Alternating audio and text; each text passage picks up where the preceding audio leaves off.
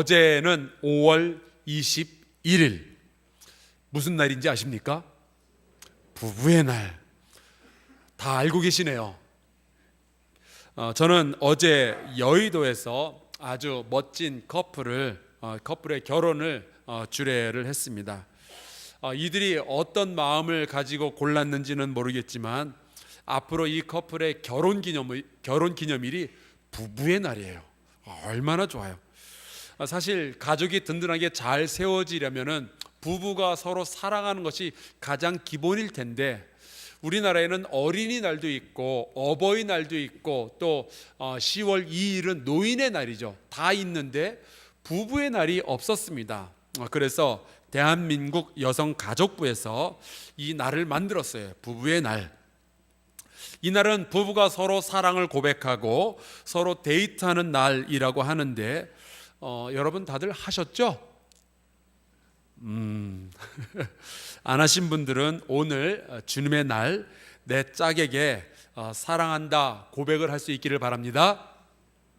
네. 눈치채고 얼른 대답을 하셔야 고난이 적습니다.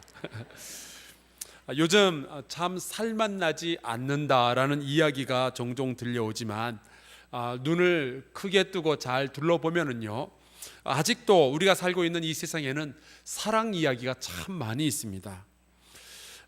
부부의 날 기념으로 우리 장성주 장로님께서 어느 병원장의 일기라는 동영상을 카카오톡으로 저한테 보내주셨습니다. 60명에게 보낸 거 보니까 아마 여러분 가운데도 그 동영상 받은 분들이 계실 것 같아요.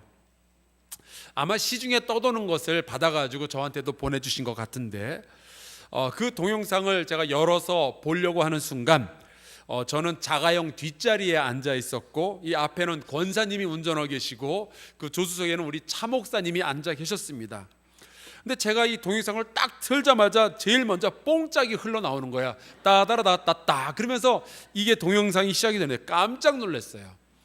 앞에서 우리 권사님이 말은 안 하시지만 우리 담임 목사님 그럴 줄 몰랐는데 취향이 독특하시다 뭐 그런 생각을 했을까 봐 좀 겁이 났습니다. 저 뽕짝 싫어해요. 그런데 그 동영상의 내용은 음악과 달리 굉장히 감동이 있었습니다.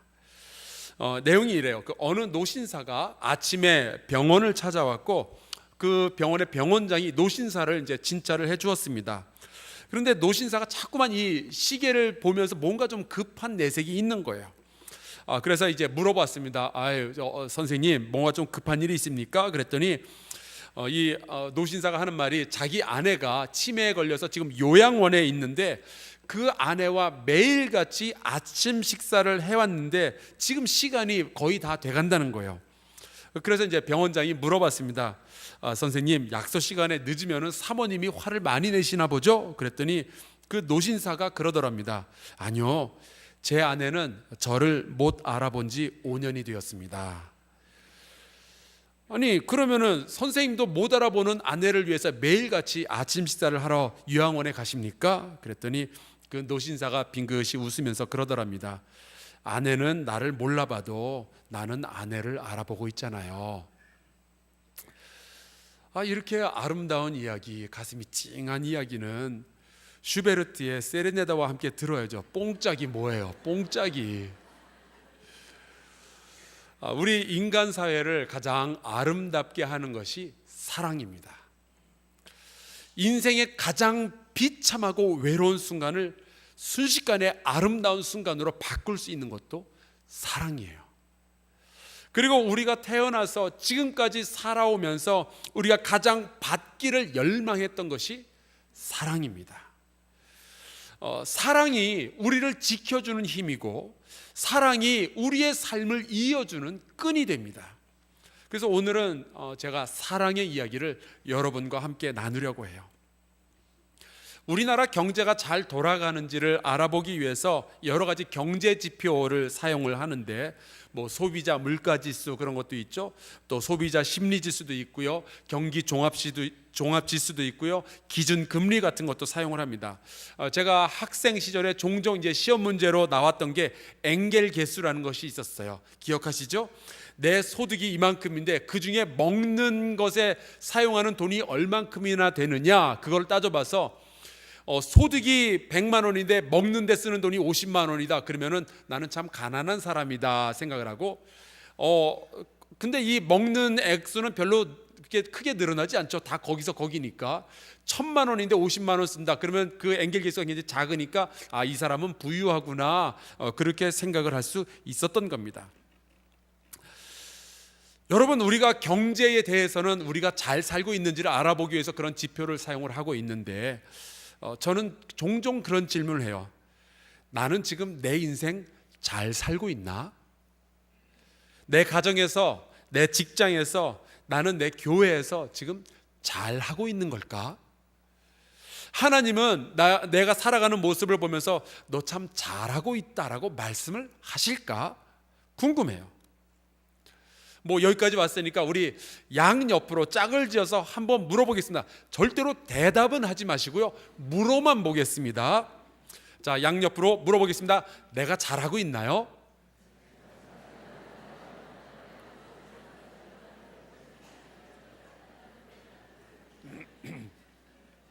궁금하죠. 하나님 앞에서 나는 지금 잘 살고 있나요? 내가 잘하고 있다는 거 어떻게 알 수 있을까요? 어떤 사람은 돈을 많이 벌면은 스스로 내가 잘하고 있는 거 아닌가, 그렇게 생각을 하기도 해요. 그런데 성경에 보니까 어떤 부자 이야기가 나오는데, 이 사람이 돈을 무진장 벌었습니다. 그래서 곳간을 새로 짓고 말하기를 내가 오늘부터 먹고 마시고 매일같이 잔치만 하면서 살겠다라고 이야기를 하는데, 하나님께서 그의 생명을 그날 밤에 거두어가면서 이렇게 말씀하셔요. 이 어리석은 자야, 네가 오늘 죽으면은 네가 벌어놓은 그 모든 재산이 다 누구 거가 되겠느냐. 여러분, 돈이 많은 거 가지고서는 하나님을 기쁘시게 할 수가 없죠. 그래서 부자가 하늘나라에 가는 것이 낙타가 바늘구멍으로 들어가는 것보다 힘들다라는 이야기가 성경에 있습니다. 또 어떤 사람들은 내가 열심히 노력해가지고 권력과 명예를 얻으면 내가 잘 살고 있는 거 아닌가, 그렇게 생각을 하기도 해요.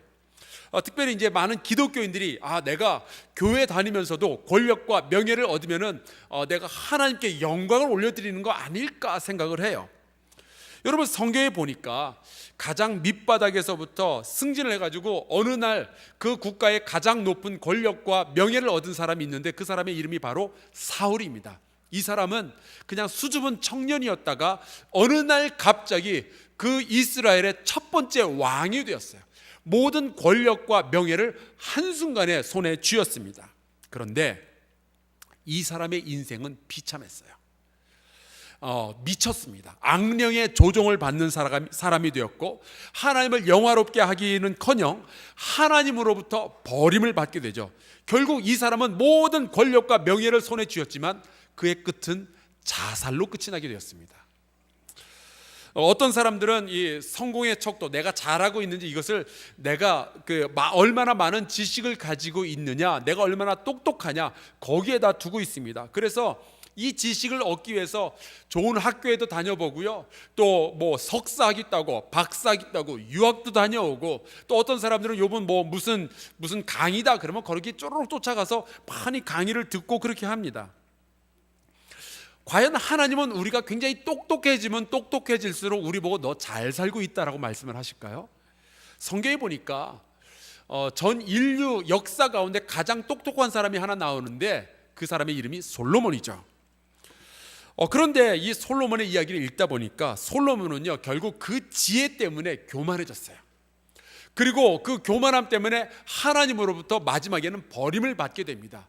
하나님의 성전, 예루살렘 성전을 지었으나 그는 말년에 굉장히 초라한 꼴이 되어버리죠.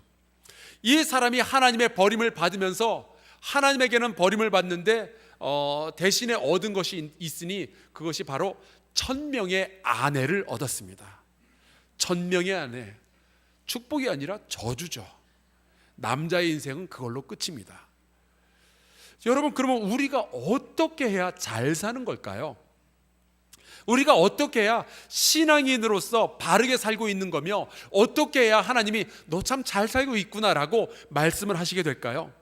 어떻게 해야 우리 하나님께서 우리의 인생을 보면서 기뻐하실까 말이죠.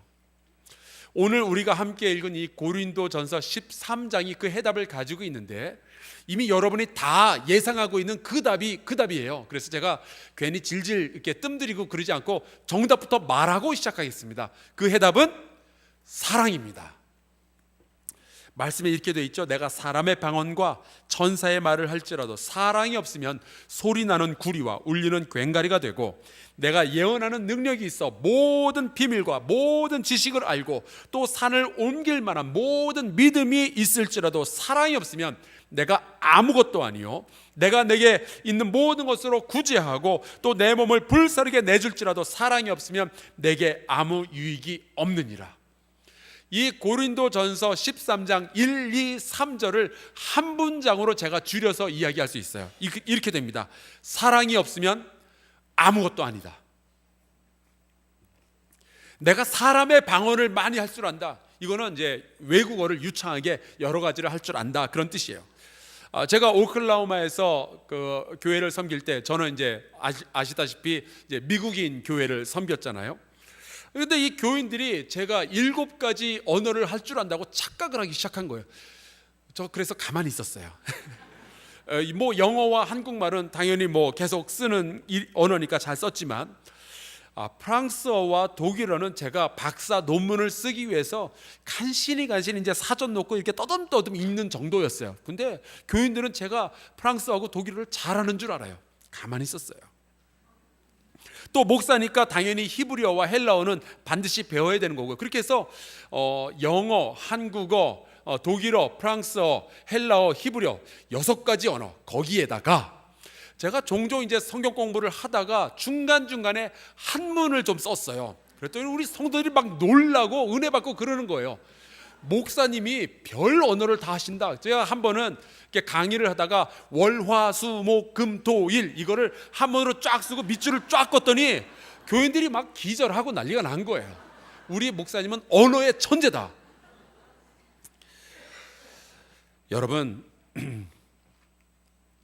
아무리 외국어를 잘해도요, 사랑이 없으면 아무것도 아니라고 지금 사도 바울이 이야기를 하고 있어요. 또 천사의 방언을 한다면 어떨까?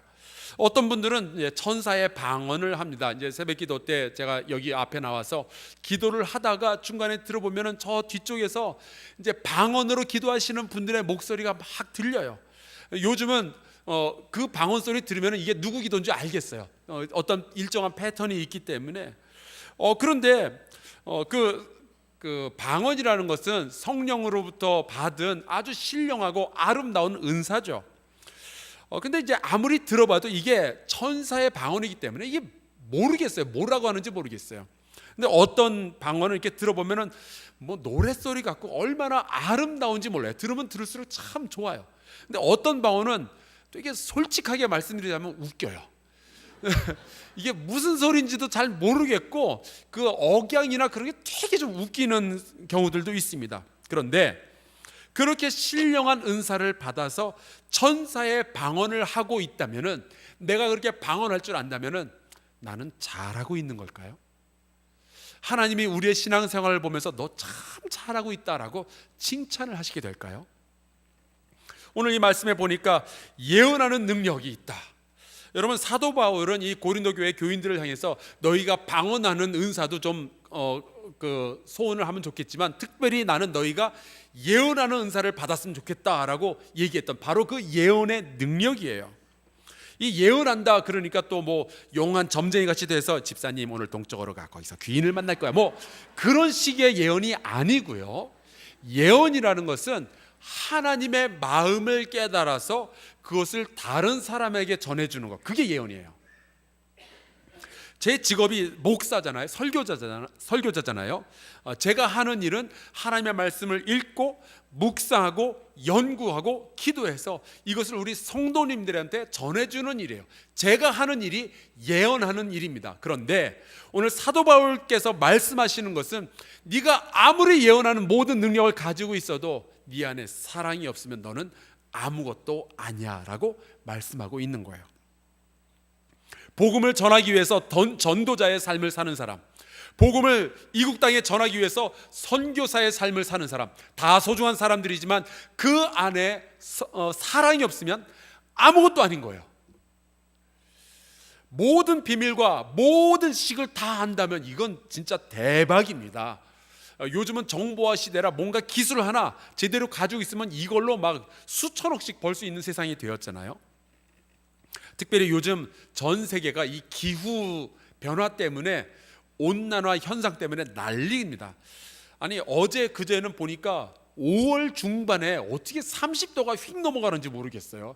좀 큰일인 것 같아요. 인도 뉴스에 보니까 어제는 인도에 온도가 50도가 넘어가가지고 벌써 수백 명이 죽었어요. 세상이 좀 왜 이럴까요? 또 우리나라는 요즘 미세먼지 때문에 다들 난립니다. 뭐 마스크 하고 또 그 공기 정화기 갖다 사놓고 난리예요. 제 아들은 지난주에 이 천식이 발동을 해가지고 기침하느라 굉장히 고생을 했습니다. 그래서 이제 사람들이 이거 자동차 공해가 이 미세먼지, 그 다음에 이 지구 온난화의 주범이다. 그래가지고 기름을 덜 먹고 가는 차를 만들기 위해 지금 난리들이죠.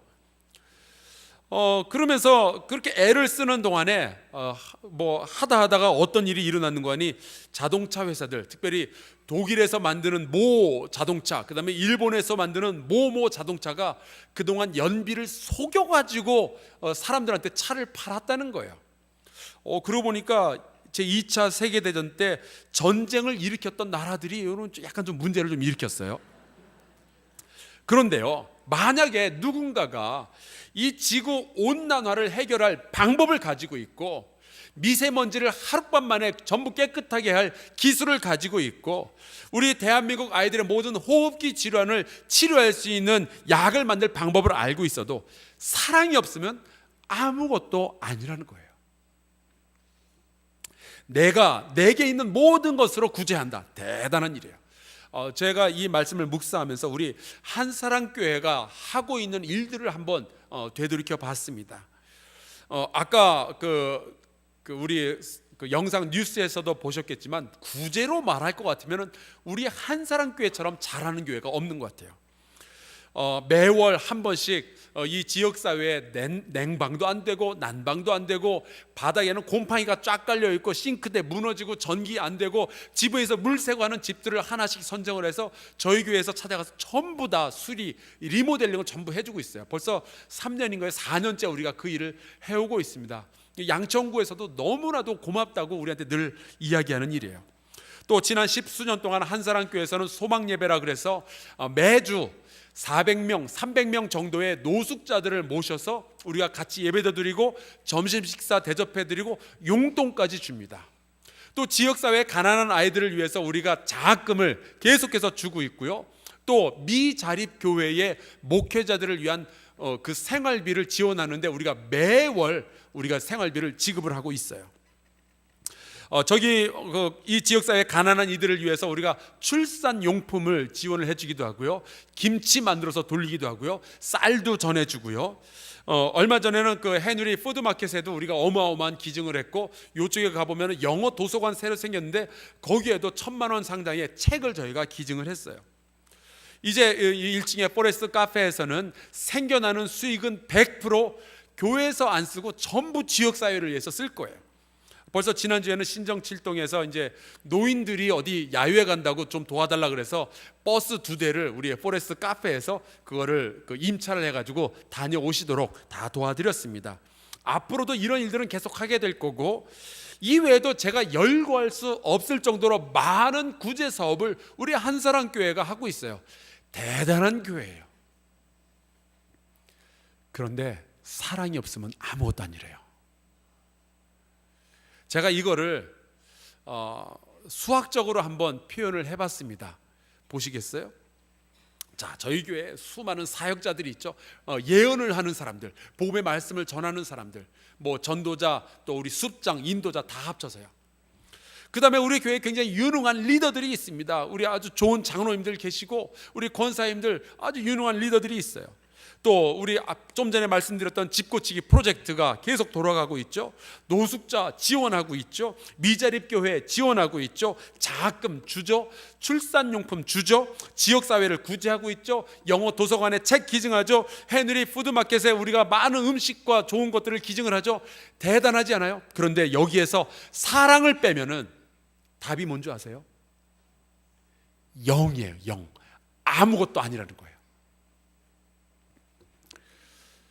우리 교회는 지금 잘하고 있는 걸까요? 그 해답은 사랑에서 찾아야 됩니다. 사도 바울이 고린도전서를 쓸 즈음에 고린도 교회는 정말 대단한 교회였어요. 교회 안에서 막 치유의 역사도 나타나고요, 방언과 예언이 막 터지고 있었고요, 교회가 또 그 재정적으로도 풍성해서 여기저기 기부도 하고 가난한 이웃들을 많이 도울 수 있었습니다. 교회에 똑똑한 리더들도 많이 있었어요. 그런데 여러분, 우리가 좀 전에 이야기한 모든 것들이, 좋은 일들이 교회 안에서 다 일어나고 있었어요. 그런데 그 교회 안에 분쟁이 일어나기 시작했습니다. 성도가 성도를 사랑할 수 없는 상황이 터지기 시작했어요. 그때 사도 바울이 하는 이야기가 이거예요. 사랑이 없으면 그 모든 교회의 부흥과 구제가 전부 헛것이다. 우리 한사랑 교회에 목사가 5이 있거든요. 우리 교회에 전도사가 18명이 있고요, 신학생이 5명, 장로가 31명, 권사는 600명, 집사가 800명이 있어요. 그런데 사랑이 없으면 한사랑 교회는 아무것도 아닌 거예요. 왜냐하면 교회의 목표는 사랑이기 때문에 그렇습니다.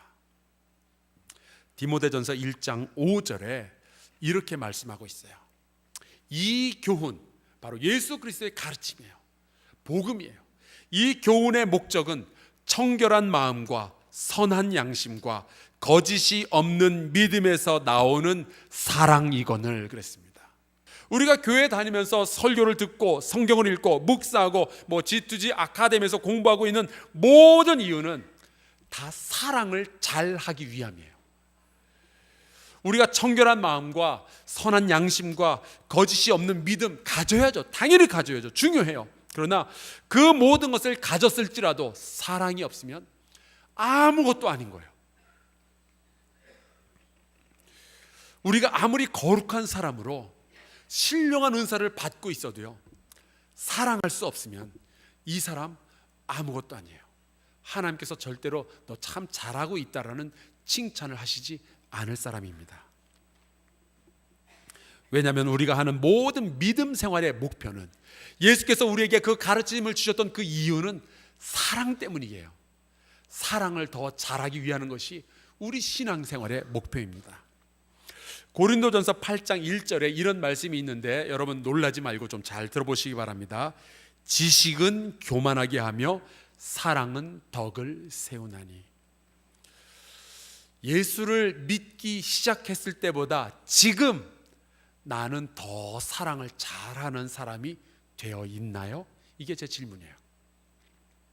집사 때보다 권사가 되고 나서 우리 성도들을 사랑하는 마음이, 우리 목사를 사랑하는 마음이 더 커지고 더 깊어졌나요?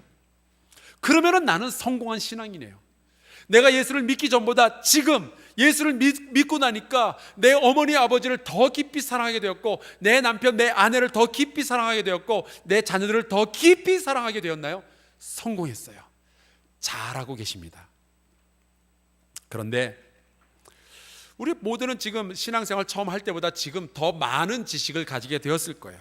이제 예수님의 12제자 이름도 알게 되고요, 마태, 마가, 누가, 요한, 이게 복음서라는 것도 우리가 알게 돼요. 지식이 점점 커졌어요. 하지만 그럼에도 불구하고 시간이 지나면 지날수록 내 가족과 내 교회와 내 민족을 이전보다 더 사랑하지 못하고 있다면 큰일 났어요.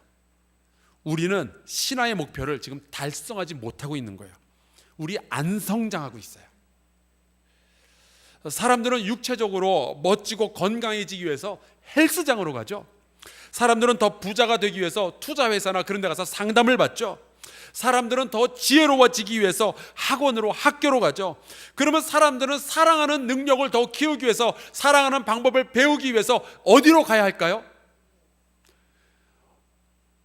왜 가만히 계세요? 교회예요, 교회. 사람들은 사랑을 훈련하고 더 잘하기 위해서 어디로 가야 될까요? 아니, 그냥 교회가 아니고 한사랑 교회예요. 사람들이 사랑을 더 잘 훈련받고 잘하기 위해서 어디로 가야 될까요? 여러분이 지금 거기 있어요. 우리 교회가 괜히 한사랑 교회가 아니에요. 사랑을 잘하려고 모인 사람들 거하게 한번 사랑해 보겠다라고 작정한 사람들이 모인 교회가 이 한사랑 교회예요. 그래서 드리는 말씀인데요, 지난 겨울에 비해서 지금의 나는 사랑이 더 풍성한 사람이 되어 있나요? 혹시 여러분이 예상하기에 지금보다 연말에 송구영신 예배 드릴 때쯤이면은 내가 훨씬 더 사랑을 잘하는 사람이 되어 있을 것 같은가요? 아멘, 아멘. 그 대답을 듣고 싶어요. 여러분, 사랑이라는 게 뭘까요? 그러면은 사랑이라는 것은 모든 사람한테 예스, 그래요, 당신이 잘하고 있어요, 예, 그냥 그렇게 하세요, 그렇게 하세요, 내버려 두고 그러는 것이 아니에요. 성경이 말하는 사랑이라는 것은 내가 대하는 바로 그 사람이 하나님 안에서 더 잘 되기를 바라는 마음이에요. 제가 다시 한번 말씀드릴게요. 내 남편이든 내 아내든 내가 대하고 있는 그 사람이 하나님 안에서 더 잘 되기를 원하는 마음이 사랑이에요. 그가 하나님의 의도대로 살아가도록 돕고 싶은 마음, 그게 사랑이에요. 죄를 짓도록 그냥 내버려 두는 것이 아니라 그가 죄를 벗어나도록 돕고 싶은 마음, 왜냐하면 하나님 안에서 잘 돼야 되니까, 그게 사랑인 거예요. 로마서 12장 9절에 그래서 이런 말씀이 있는 겁니다. 사랑에는 거짓이 없나니 악을 미워하고 선에 속하라.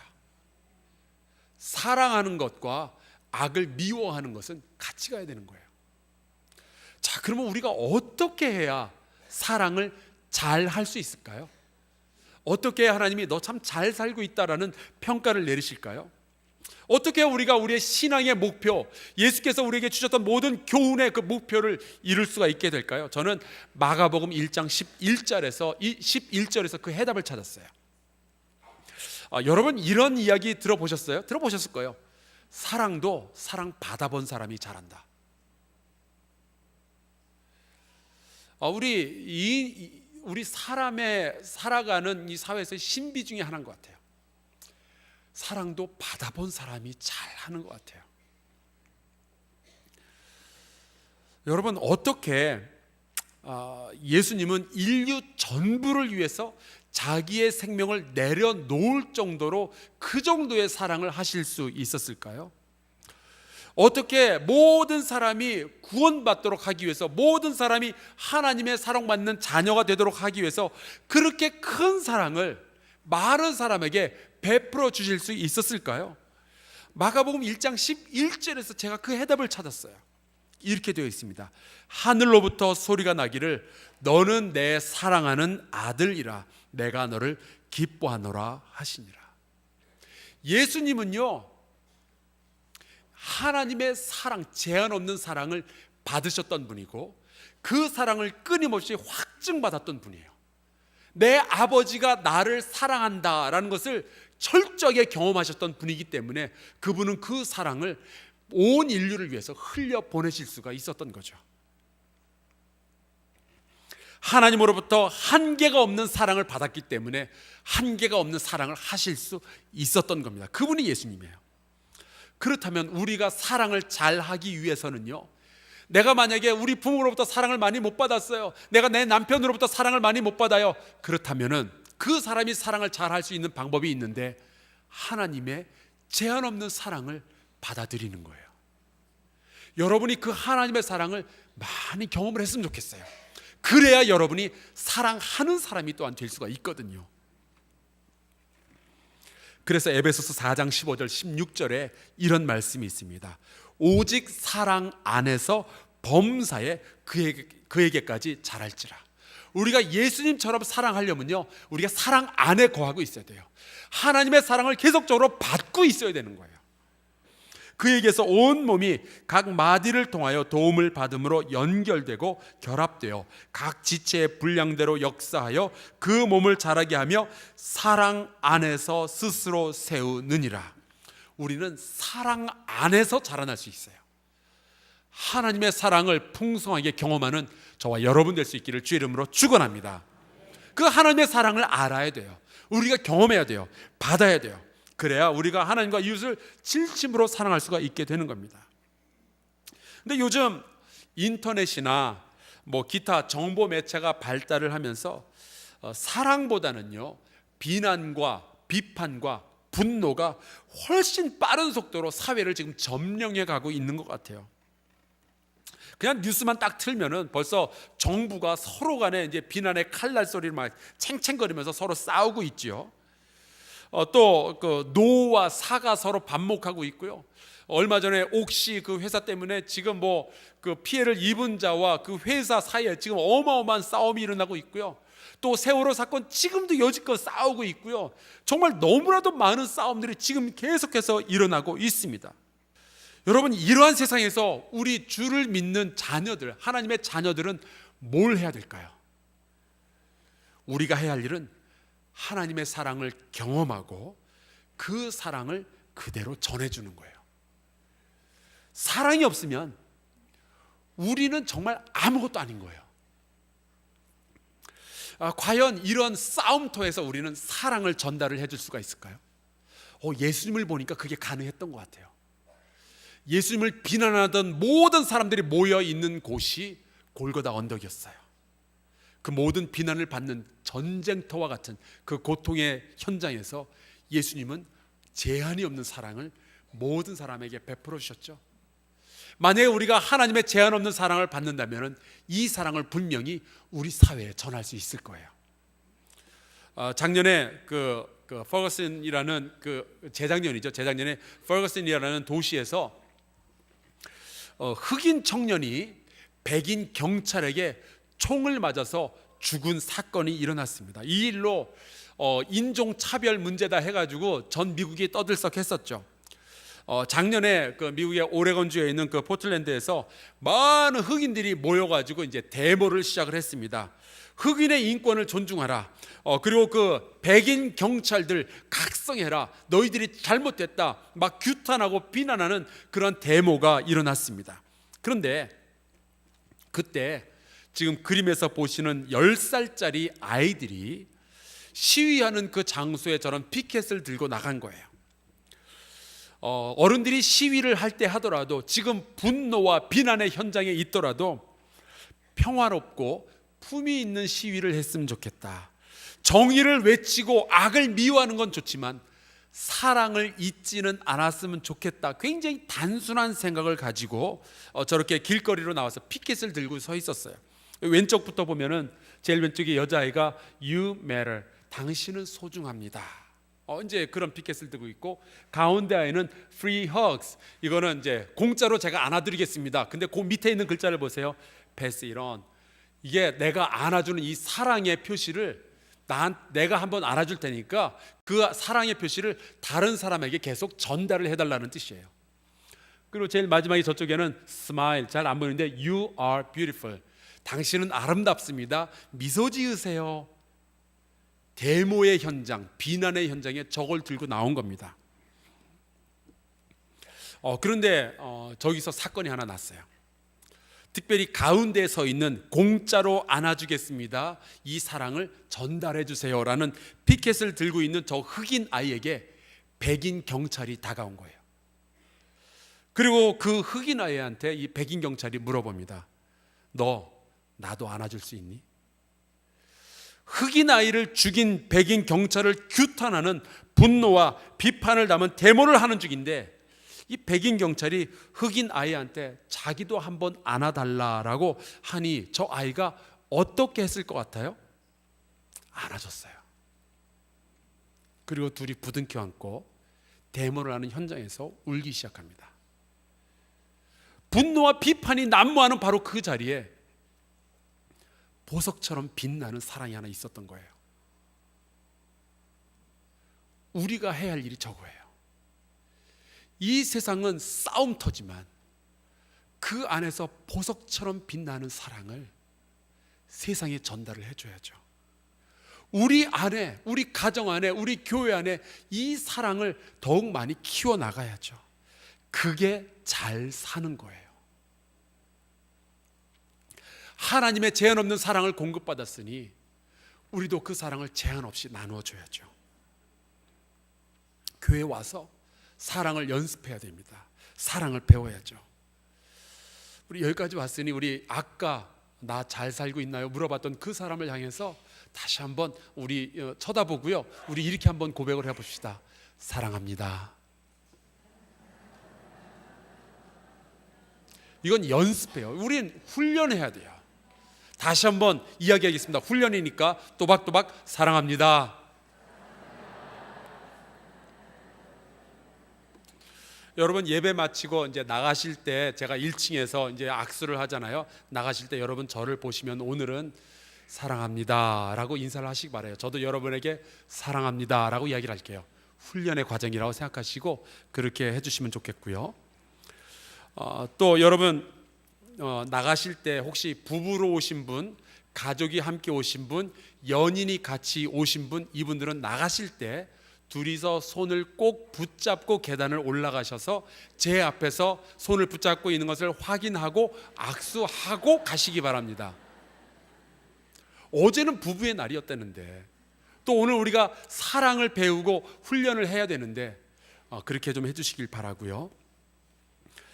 교회에 오래 다닐수록 우리의 사랑이 더 강해지고 이웃을 향한 용서가 옛날보다 더 쉬워야 되는데 만약에 그렇지 않고 있다면 잠시 멈춥시다. 아마 우리 잘 살고 있는 게 아닌 모양이에요. 교회 다니면서 신혼 때보다 지금 내 아내, 내 남편이 더 사랑스러워 보이지 않는다면, 직장 동료들을 옛날보다 더 사랑할 수 있게 되지 않았다면, 우리 집사님, 우리 권사님, 우리 장로님이 더 사랑스럽게 보이지 않는다면 잠깐 멈추고 우리 좀 내가 어떻게 살아왔는지, 어떻게 살아가고 있는지 봅시다. 우리 잘 살지 못하고 있는 모양이에요. 하나님께 묻고, 하나님 그 제한 없는 사랑을 내게 주셔서 내가 그 제한 없는 사랑을 또 다른 이에게, 내 가정, 내 교회, 우리 나라, 우리 사회에 전할 수 있도록 도와주셔서 세상은 싸우고 있으나 보석 같은 사랑을 이 세상에 드러내게 하여 주시옵소서. 그러한 삶을 살아가는 저와 여러분 되시기를 주의 이름으로 축원합니다.